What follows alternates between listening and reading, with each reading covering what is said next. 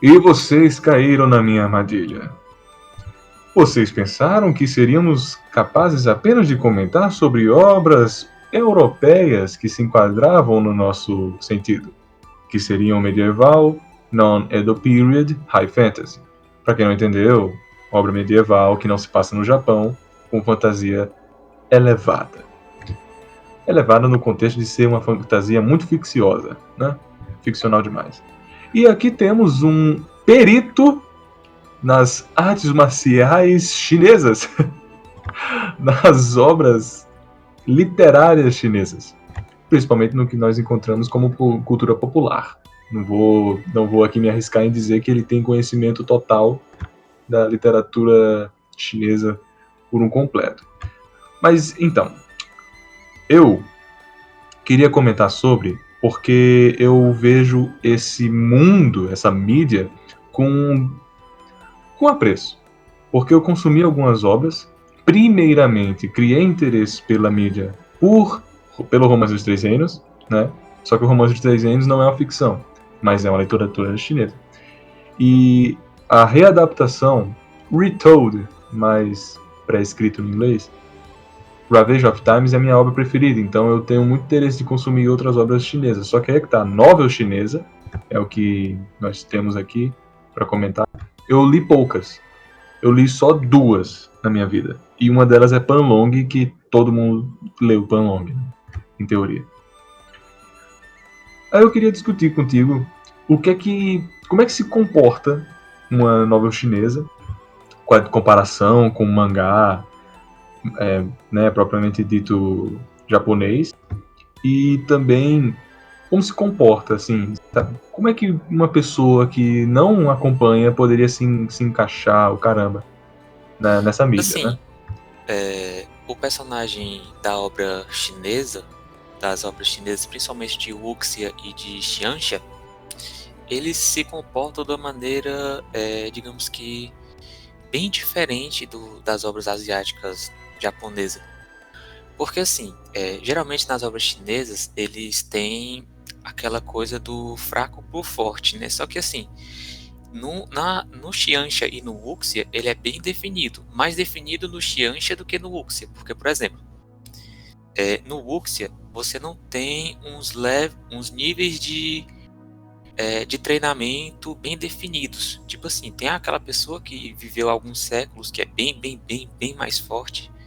E tem aquelas pessoas que começaram agora, que são bem mais fracas mesmo, sim, mas você não tem um nível bem definido.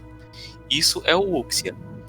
Aí geralmente eles pegam traços da realidade bem mais real mesmo assim da Terra, de províncias chinesas, de lugares reais, e fazem uma trama daquela coisa de vingança, né, principalmente, e de romance, uma coisa bem definida e bem mais histórica no Wuxia. O Xianxia não, o Xianxia ele pega mais pra fantasia. No Xianxia ele é assim, ele é o mais agradável pro público jovem, porque o Ah, Xianxia ele vai interessante. ter aquela coisa mais assim, mais bem definida. Geralmente tem esse trama da vingança, porque é o mais comum, você vai encontrar o protagonista que ele tá, digamos assim, tá no fundo do poço. Aí ele encontra algum professor mágico, algum item miraculoso, alguma coisa que vai aumentar a vontade dele de crescer. São poucas as exceções que o personagem simplesmente assim, eu passei por uma coisa ruim e eu vou conseguir ralar mesmo assim do nada. Geralmente ele sempre encontra algum item miraculoso, algum professor ancião de milênios de anos atrás que vai ajudar ele na jornada dele. Mas assim, o Xianxia ele é mais interessante porque você tem uma coisa bem definida. Jornada. Uhum. Tipo assim, ah, na província tal, você vai ter personagens do nível condensação de Ki até o nível núcleo dourado lá, o Golden Core, né? Tipo, você vai ter uma coisa bem definida, vai ser assim, tem o estado baixo, o estado médio, o estado alto, o topo e o próximo nível. Vai dizer assim, vai ser tudo bem definidinho. O personagem ele passou ele tomou uma pílula lá e aumentou 2 níveis. Mas, tipo, tudo bem definido. No Wuxia, não. No Wuxia é um negócio bem Sim, mais abstrato. sim. Bem mais abstrato. O personagem, às vezes, ele tá lá lutando, aí do nada fica... bate aquele iluminado nele, né? E... pronto. Aumentei alguns níveis e agora tô fodão. Engraçado, então. Eu consumi. Panlong não é o Uxia, é o outro, que eu não decorei o nome. Porque Panlong. Xinxia. Porque o Panlong realmente tem. Você ainda é o nível C. Acabei de subir para o A. Oh não, como assim? O A é muito forte? Justamente, né, que é aquele nível. Só que a minha obra chinesa fantasiosa, digamos assim, que é baseada numa novel, que eu mais gosto é o Thunderbolt Fantasy. Não sei se você chegou a ver. Que é um anime? Não anime, mas enfim, é um karakuri, sabe aqueles mamulengos, né, que são animados? É bem difícil de compreender se você não está familiarizado com aqueles fantoches. Mas é uma animação de fantoche, digamos, sabe? Aí tem o Thunderbolt Fantasy, que basicamente todos os personagens são extremamente fortes e todos têm o poder milenar do dragão e do tigre, sabe? É isso aí. Estão jogados no mundo e eles estão fugindo do reinado porque o caramba, não quero spoiler porque é muito bom. Acho bem. Eu gostei bastante. Mesmo sendo escrito pelo Uroboshi, que tem uma má fama. E eu vejo bem tortuoso esse lado mesmo do abstrato, porque nós podemos sim ignorar essa parte calcada da cláusula do poder para ter um sacrifício para o roteiro ser divertido de acompanhar o caramba, só que também você pode se perder muito fácil, porque essa magia pode virar conveniência, né? Posso colocar em 2 polos, digamos. O anime eu vou comentar como anime, tá? Não sei a definição de anime chinês em si, mas o anime Moudown Sushi, que é bem conhecido, eu achei bem medíocre perante Young Bee, que foi assim um esculacho. Young Bee para mim foi um espetáculo de quadrinização, de concatenação, ação, e não tem poder definido nenhum. Young Bee é aquilo, sabe? Eu consigo entender os dois lados, assim. Você pode ver que tem. Você pode alimentar o lobo negro ou o lobo azul. Azul não, branco. Pode ser que qualquer um ali dê certo, mas é bem. Agora o definido, que é Xuxa? Como é que é o que é mais padronizado? Né? Xianxia. Ele é mais padronizado. É que é realmente total. Rapaz, pra você ver, eu demorei anos pra conseguir pronunciar os personagens do Romance dos Três Reinos. Anos. O único que eu sabia decorar era Lubu. Porque Lubu é Lubu, sabe? Agora Liu Huan é Huan.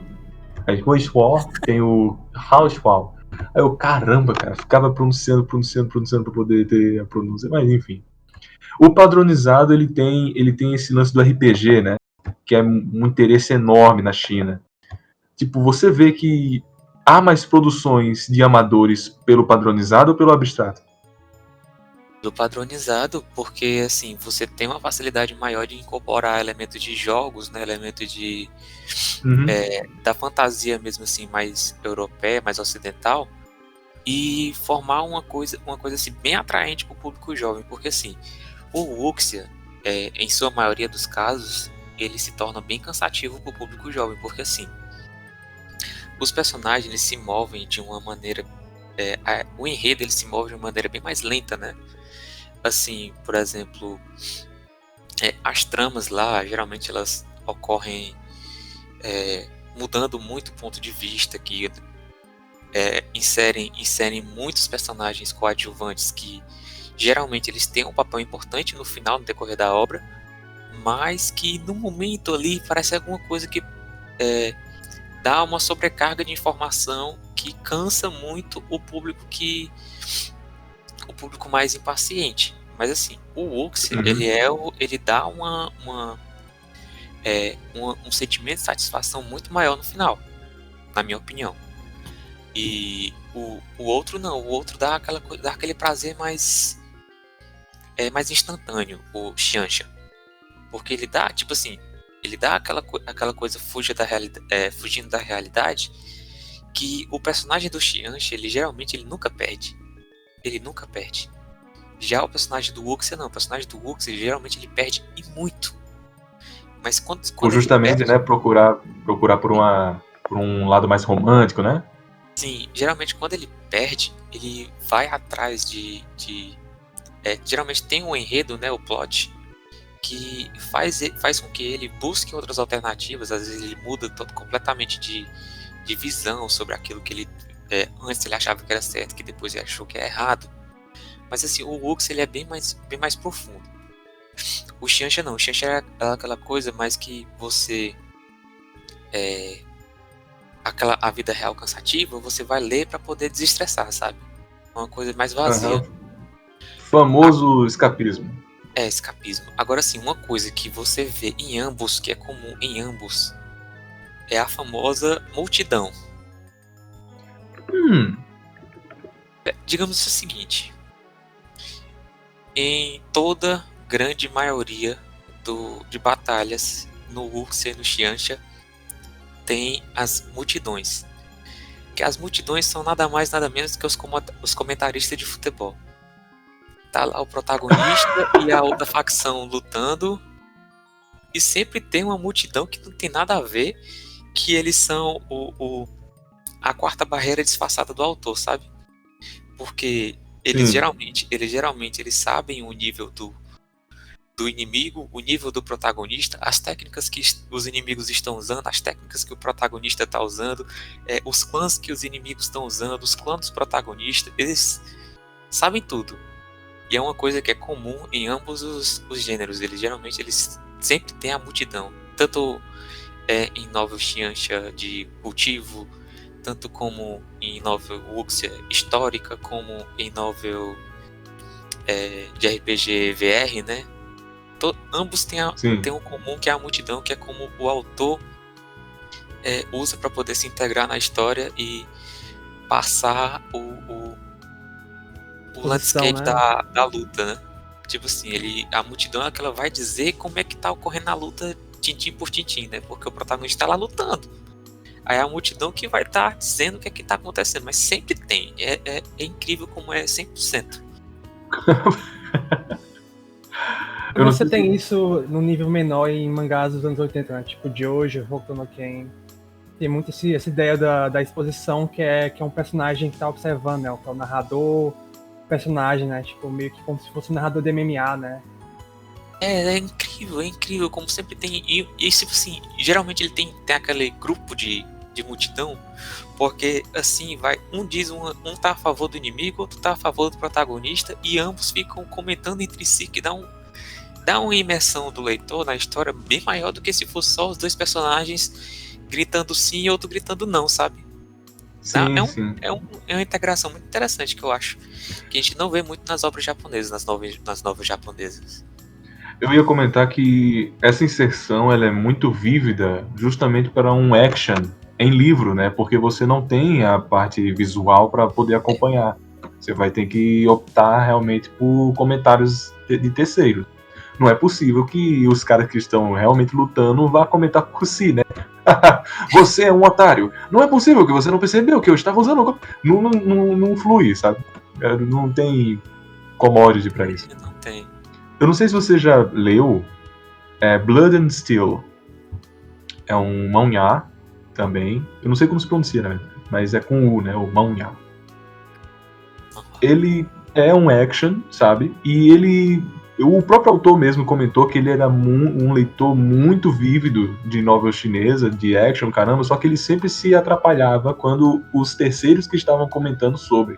E o que ele faz na obra dele é bem interessante. Ele tem toda uma fluidez, a quadrização é ótima de luta, e ele faz blocos quadrados de especificidades do que está ocorrendo. Como se fosse realmente um narrador observador, sabe? Que ele está fazendo um golpe. Aí, quando esse narrador observador para de acompanhar, quer dizer que realmente a visão de outro personagem, de um terceiro, vai ser inserida na luta em si, não que ele vai observar a luta por cima. Ele está se inserindo, né? Aí ele começa a comentar como ele viu a luta que estava sendo executada. É uma coisa bem dinâmica, assim, que ele queria que nessas novelas chinesas tivessem. Tipo, alguém da multidão, por exemplo, vai e começa assim, não, vocês não sabem lutar. Aí pum, aparece no meio pra lutar com todo mundo. Interessante também, nas tramas das novelas chinesas também é a questão do grupo familiar, né?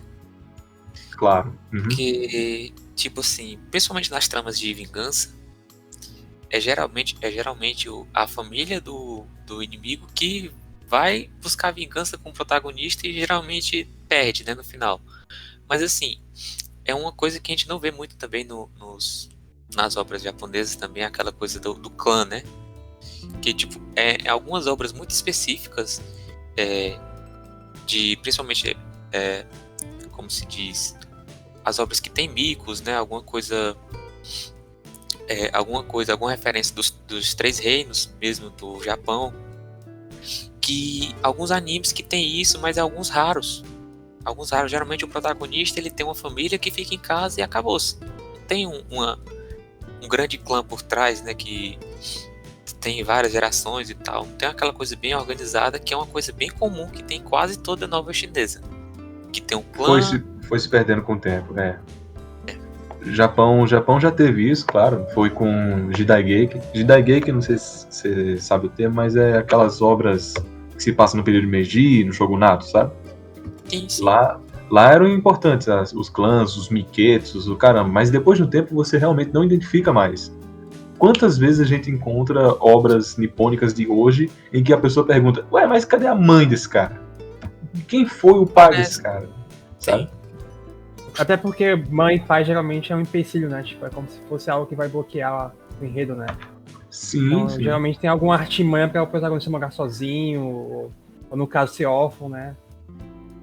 E como o Shy Boy comentou, hereditariedade de poder é extremamente importante, né? Então você não pode excluir a família, porque essa família tá carregando o poder por gerações, né?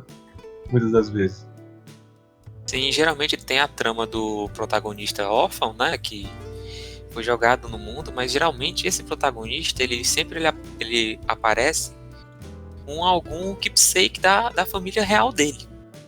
Tipo assim, nas novelas chinesas geralmente não tem muito protagonista órfão que os pais morreram e acabou por isso. Geralmente tem aquele protagonista órfão, mas que tem algum memorando da família dele, algum item que mostre que ele possui uma família em algum lugar. E geralmente no decorrer do plot da trama, ele encontra essa família. E isso é muito interessante porque assim, o protagonista das novelas chinesas, que eu já finalizei várias, eles nunca esquecem da família. Porque tem essa coisa de nível bem definido, né? Principalmente no Xianxia, que o protagonista ele sempre quando ele chega no topo, ele sempre pega a mãe dele, as irmãs, a filha, mulher, esposa e tal, e leva para onde ele tá, pro reino que ele criou, pro mundo que ele viajou e coisa do tipo. É uma coisa que é sempre bem definida, que é aquela coisa do amor familiar, que eles sempre levam. Tipo, você leu Panlong, você sabe que o Linley, a mãe dele era tudo, né? Aquela coisa bem definida mesmo, que é muito importante para eles, que é uma coisa que assim, principalmente esses animes School Life, Isekai, meu Deus. Isekai é justamente o contrário. Mangá Isekai, o protagonista geralmente você não sabe nem quem é pai, quem é mãe. Ele vai para um novo mundo estranho. Ele tem 0 minutos para se adaptar. 0 minutos para se adaptar. Ele, tipo, me teleportei, que legal, bora matar aquele Goblin ali, sugar o sangue dele, comer a carne e bola pra frente. No chinês, geralmente, quando acontece o Isekai chinês, o personagem ele sempre leva aquilo na cabeça por muito, muito tempo. Eu já li uma obra que o personagem ele foi pro outro mundo, mas quando ele adquiriu poder o suficiente nesse mundo dele, ele voltou pro mundo antigo e trouxe a família dele pro mundo atual. Entendeu? Ele, tipo, Olha só, não esqueceu, ele foi lá, buscou e trouxe pra cá. Tipo, olha só. no Isekai japonês você não vê isso. Você não vê isso. Nunca tem remorso, né? Tipo, nunca tem esse momento que o protagonista pensa que perdeu tudo, né? Tipo, perdeu a família, amigos. Até porque geralmente eles colocam geralmente algum protagonista que é tipo um cara de meia idade que não tem amigos e tipo a família é meio que distante, né? Mas mesmo quando tem a família, geralmente não tem essa ideia, esse contato, né? Tipo, eu perdi minha família, né? Tipo, não tem esse desabamento emocional, né? Tipo, de perceber que perdeu tudo, né? Tava lendo uma recentemente que o protagonista aconteceu de ele era um expert, né? Ele era um senhor muito poderoso, sabe, no mundo dele e tal. Aí um mago de uma facção inimiga, ninguém do planeta dele conseguia derrotar ele, conseguia matar ele. Aí o que é que eles fizeram? Eu não consigo te matar, mas eu consigo te teleportar para outra dimensão. Aí os pessoal fizeram um ritual, fizeram uma armadilha num portal lá, chamou o Supremo lá para poder lutar enquanto ativou a armadilha e mandou o protagonista para outra dimensão. Na outra dimensão, o protagonista ficou assim, numa boa, né? Beleza, eu sou forte, ninguém consegue me matar, tranquilo. Mas assim, o interessante foi que o autor, ele trabalhou muito bem essa parte. Porque assim, o protagonista ele foi atrás de cidades maiores, procurar pessoas mais experientes para perguntar se tinha alguma magia que pudesse fazer ele voltar para o mundo real dele. Mas, enquanto isso aconteceu, ele foi alvo de outra magia que transformou ele em uma criança sem poder nenhum. O que eu achei mais interessante dessa trama, nessa obra em Mushoku particular, Tensei? não, é outra obra. Não. Mas assim, o que eu achei certo. interessante foi porque, assim, o Mushoku Tensei, o protagonista era um neném, né, no caso, e foi teleportado para o mundo Isekai, como criança. Mas assim, nessa obra, o protagonista ele estava no topo da pirâmide, ele foi transformado em uma criança, perdeu todos os poderes, né? E o que eu achei mais interessante foi porque depois de ele ter perdido tudo, ele passou meses lastimando o poder que ele perdeu. Ele chorou, ele ficou depressivo por um tempo, ele se revoltou com quem estava ao lado dele, ficou entre aspas, birrado por um tempo, né? Tipo assim, geralmente o autor ele passou mais de um capítulo mostrando as emoções do personagem depois que ele perdeu todo o poder dele. O que acontece em obra shounen japonesa, isekai principalmente, geralmente o personagem ele tem uma adaptação que foge completamente do humano que a gente conhece. Tipo assim, ele perde o poder, ele quase morre, passa por uma experiência de quase morte, e do nada ele parte a bola pra frente como se nada tivesse acontecido em 5 minutos. Cresce esporadicamente. Ele por meio algum, ele consegue ter um ânimo para continuar, porque sim, sabe? Não, agora parece que o reino precisa de mim. Aí vai enfrentar as criaturas mais horrendas com as gostosas mais gostosas de toda a região. Uma alvarém de bonitonas. Mas assim, isso que eu acho muito vazio, sabe? Eu entrei no mundo das novas, principalmente pelo Isekai, né? Edificantemente, uma das primeiras obras que eu li por completo foi Mushoku Tensei. Eu acompanhei um pouquinho a tradução e li mesmo de verdade.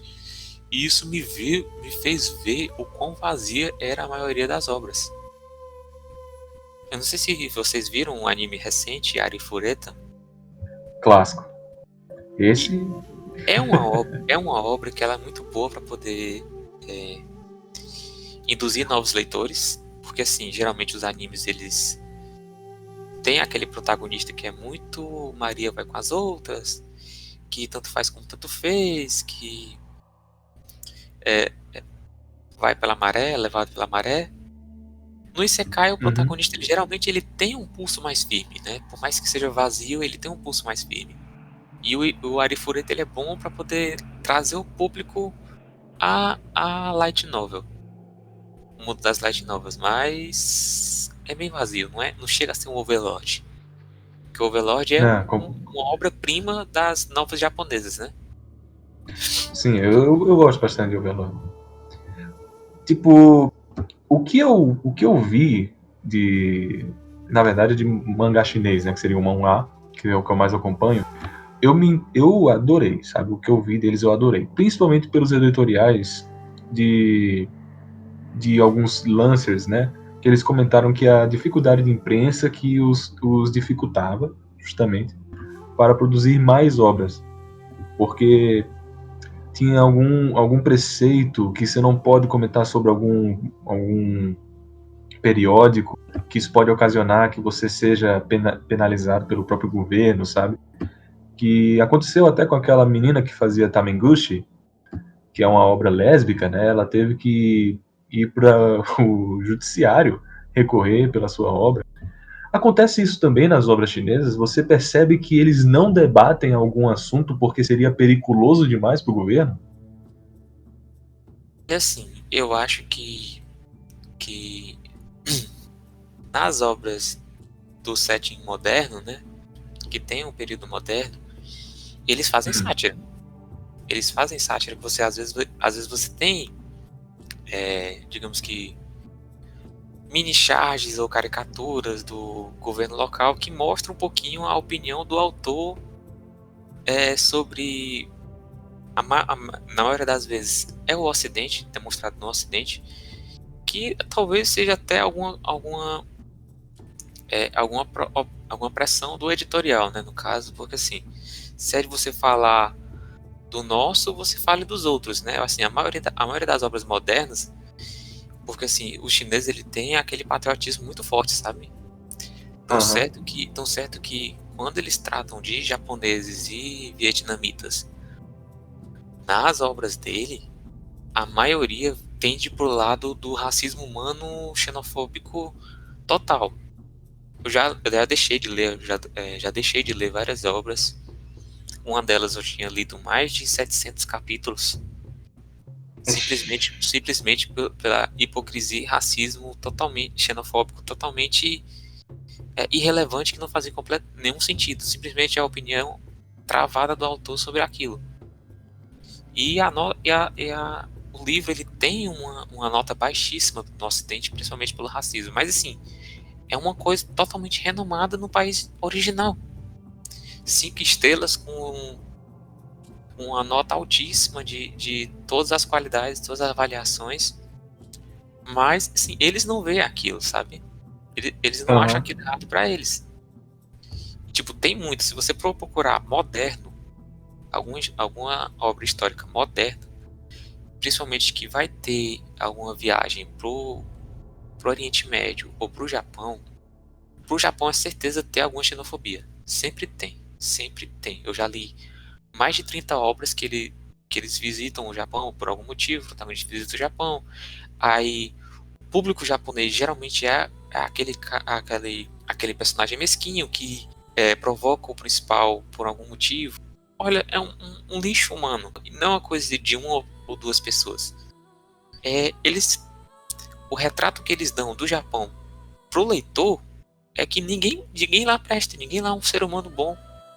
E sempre que o protagonista ele adquire um amigo de lá, é por meio da opressão, por meio de alguma coisa que faz o cidadão do Japão ser escravo dele de alguma maneira, que eu acho totalmente ridículo. Caramba, hein? Muito isso, por isso que eu procuro mais o Wuxia antigo mesmo, assim, de um período histórico mais antigo, que tenha alguma base real, mas que seja mais abstrato, porque geralmente eles têm uma visão bem racista que me incomoda bastante. E eu acho que qualquer um, né? Principalmente do Ocidente. É realmente algo. Até mais porque nós somos mesmo ocidentais, né? Então a gente percebe, como você comentou, eles podem até achar isso natural, mas pra gente realmente é algo que é ríspido. irrisório, assim, que não deveria acontecer na obra dele, é Asíado. Mas eu também opto por essas obras históricas. Não quer dizer que sejam high fantasy sempre. Só que as históricas que eu peguei para ler de chinês foram ótimas. Song of the Long March é uma das minhas preferidas, que é aquele Ge Chansho, eu esqueci como é a pronúncia mesmo. Mas Song of the Long March e, obviamente, Ravage of Times, que é a minha obra preferida. Então, né, já tem uma palhinha do porquê que eu gosto tanto. E um dos high fantasy, eu não sei se você acompanhou, cara, mas eu acho fabuloso, é o Feng Shenji. Já chegou a ler esse mangá? Vou ver, eu não tô achando o nome, porque geralmente eu conheço pelo nome ocidental. Nem eu sei. Feng Shenji. The Legend and the Hero. Chronicles of the God's Author. The Legend and the Hero. Vou mandar aqui no texto. Aliás, abrindo espaço agora, acho que seria interessante de você comentar quais são as obras mais interessantes. Vamos botar em 2 patamares para não ter conflitos. Quais para você são as melhores obras e quais para você são as obras mais convidativas? Assim, tem aquelas obras que são convidativas e são bem interessantes para o público, né? Você falou do Panlong, que geralmente bastante gente já leu. Porta de entrada, tem também a maioria das obras que foram populares no Ocidente está sendo adaptada para animes, né? Como aquela do King's Avatar, né? No caso. Uhum. Mas assim, tem algumas obras que eu achei bem interessante, que são do autor do... Tem o autor, tem as obras do Dolu Dalo, que as obras do autor dele são obras super bem tratadas, geralmente são chanchas, são obras super bem tratadas, super bem dirigidas, tem um romance impecável. Quase nunca, assim, eu acho que eu não li nenhuma obra dele que é harém, por sinal. Ótimo ponto. E geralmente o principal, ele é aquele cara bonzinho, tranquilo, que não é aquela máquina mortífera de matar 3, que eu não sei se vocês já leram ou já ouviram falar de Martial God Asura. Já. Sim, pronto. Essa obra em específica foi uma das primeiras obras que eu li, porque foi uma das primeiras obras traduzidas pelo World, né?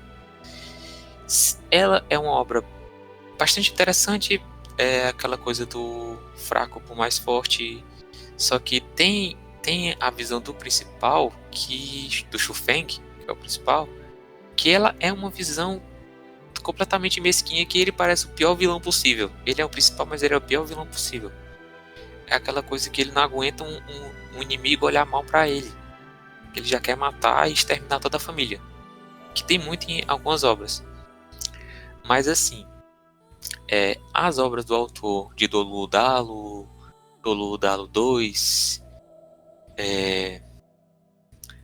Heavenly Jewel Change, tem algumas obras que são bastante interessantes e realmente elas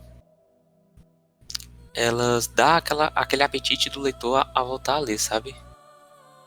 Tem o TDG, né? Tales of Demons and Gods, que é também uma obra que... Nossa! Mas assim, essa obra ela foi praticamente meio que abandonada pelo autor depois do capítulo 500 e alguma coisa, que ele iniciou outra obra e deixou ela meio que para cima do plano e virou mensal. Mas ela é uma obra bastante interessante para quem está começando a ler e quer se interessar. Tem também o Manhwa, né? Que também já ajuda a pessoa. O Manhwa também, que é muito interessante, o mangá chinês dela, né? Que ele faz algumas referências. Tem algumas referências de One Punch Man, de Dragon Ball, de Inuyasha durante a obra, alguns easter eggs que tem bastante na obra. E ela é uma das obras principais se você quer entrar no mundo, né? Agora, das obras mais profundas, eu aconselho você ler Way of Choice. Way of Choice, ela é uma obra bastante profunda, bastante bem escrita. O autor, acho que a autora trabalha muito bem nela. Tem também, assim, esse autor, Fenglin Jianxia. É muito difícil pronunciar esses nomes chineses. Esse autor, ele é praticamente um dos meus favoritos porque ele tem um leque de obras muito, muito bem feitas. Porque ele é o mais interessante dos livros publicados por ele, é porque o protagonista dele, geralmente, ele é muito, como se eu digo, humorístico. Ele é aquele personagem que, as obras dele, por incrível que pareça, o personagem, ele é forte, mas ele é esperto e sorrateiro. Ele é jocoso, Porque um cara que brinca toda hora, né? ele é aquele personagem que consegue aquilo que ele quer da maneira mais...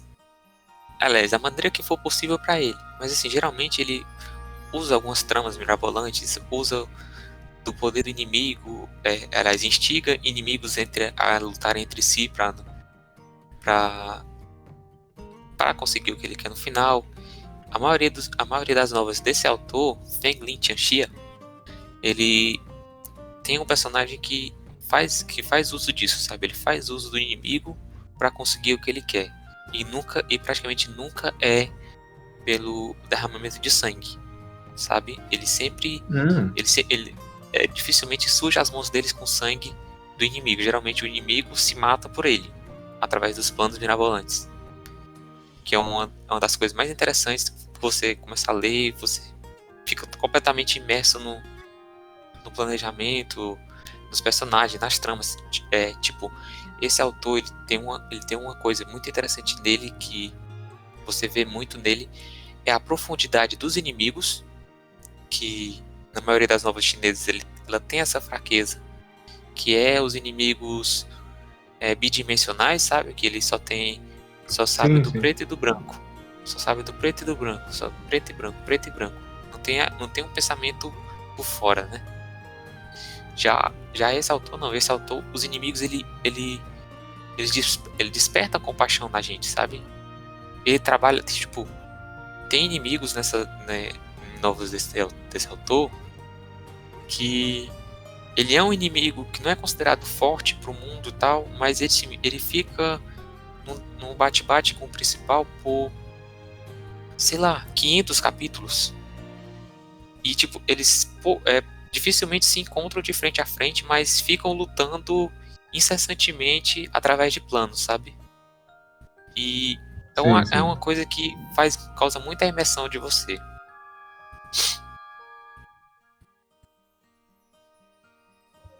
Interessante.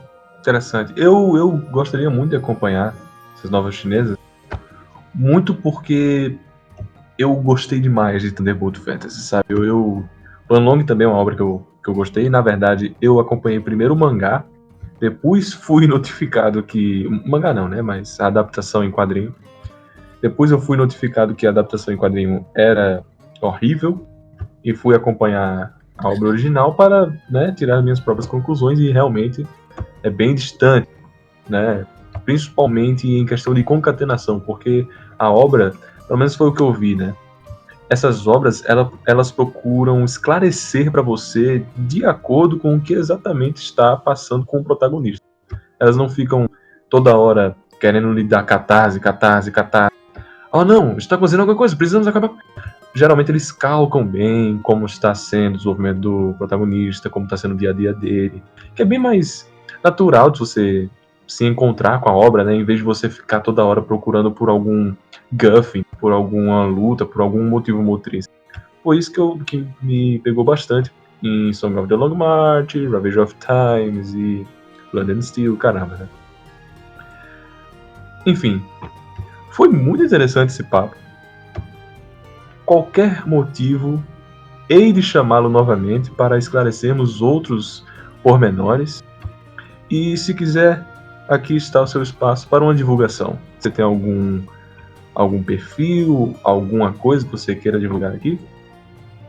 Digamos que a minha maior motivação de ter vindo falar aqui foi justamente trazer mais pessoas para esse mundo, porque é muito triste você ter um acervo tão grande de conteúdo, mas assim, você não tem com quem compartilhar, sabe? É muito triste isso, porque você conhece mesmo um dos meus contatos que eu utilizo para poder compartilhar e trocar informações e gostos, que às vezes você tem aquela vontade de falar com alguém, mas não tem ninguém que você possa falar e você procura instigar algumas pessoas, principalmente da cultura.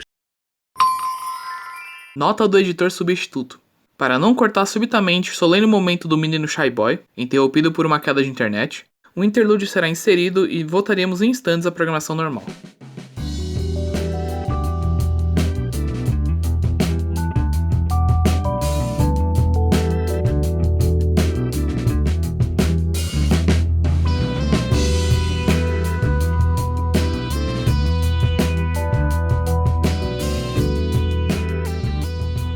Acho que só uma coisa que eu queria adicionar é que talvez assim seja a questão de a literatura chinesa, ela está muito pautada em épico, né, nessas histórias longas assim.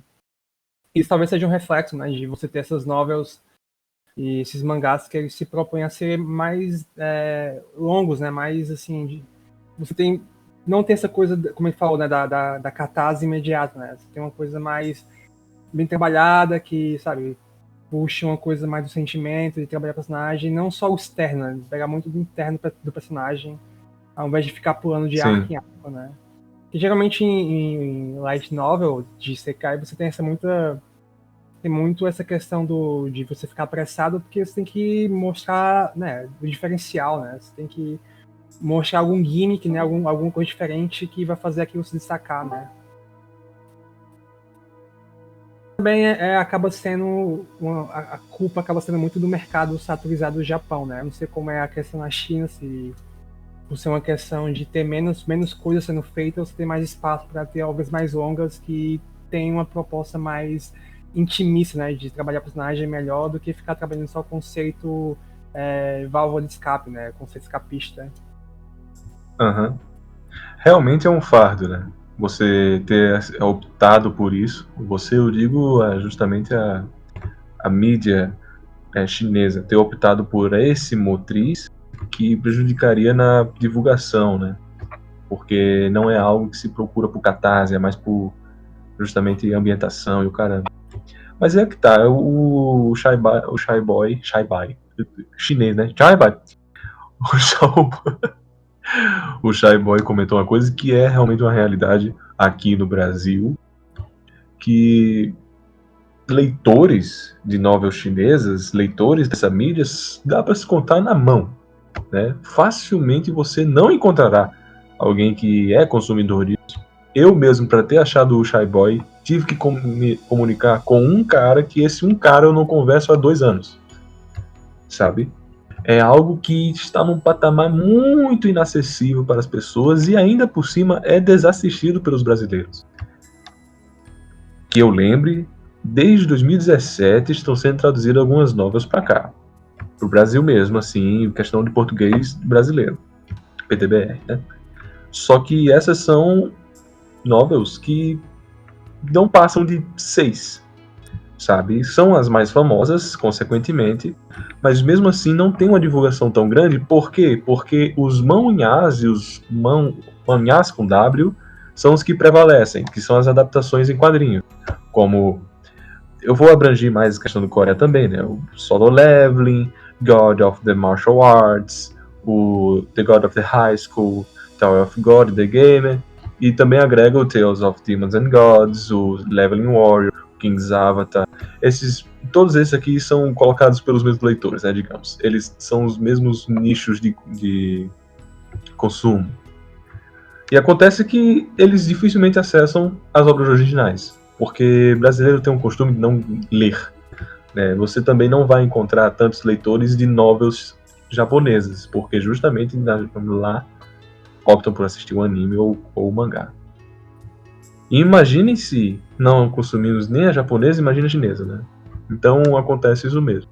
E eu também tinha um interesse, além próprio, né, de conhecer como se estipula as novelas chinesas, de divulgar também. Tem um cast aqui pronto para quem tem interesse ou quem achava que não tinha como começar a essa mídia.